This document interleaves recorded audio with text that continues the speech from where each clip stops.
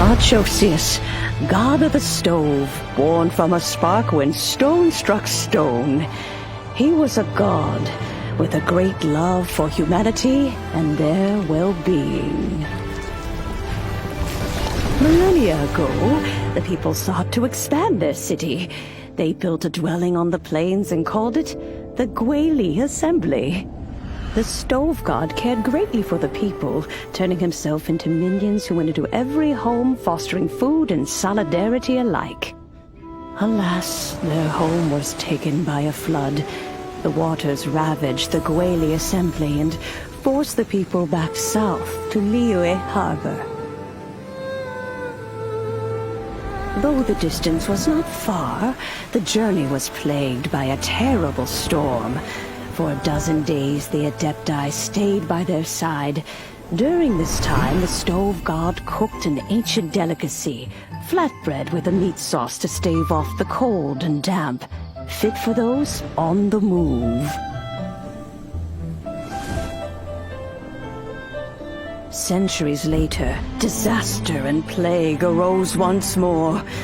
The stove god would appear no longer, for he placed all of his power into the land itself to quell the calamities. His power expended, and his wits greatly reduced. Thus his body decreased in size. By the time he parted ways with us, he wasn't even the height of a human.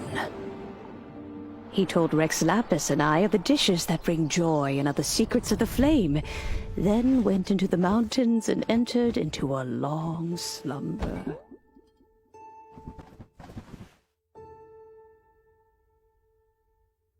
The stove god departed, and Guoba was born. When he awoke, he ate the chilimen's cornbread buns placed on the offering table by a young lady in yellow. Though he did not remember the past, he was profoundly moved and decided to follow this young lady thereafter. The stove god had quietly disappeared, but the vendors rose early to hawk their wares.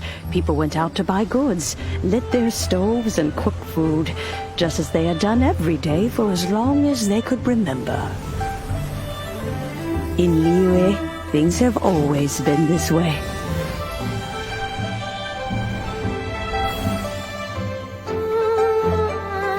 Nature provides, the mountains rejoice. We are blessed by heaven's good grace. Years have gone by. The world has transformed, but our way of life survives.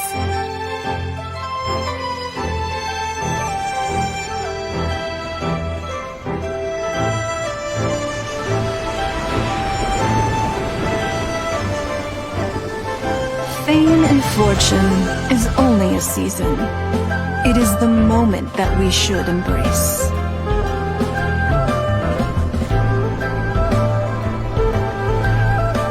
Past meets present. Heritage becomes legacy. Long into the future may we thrive.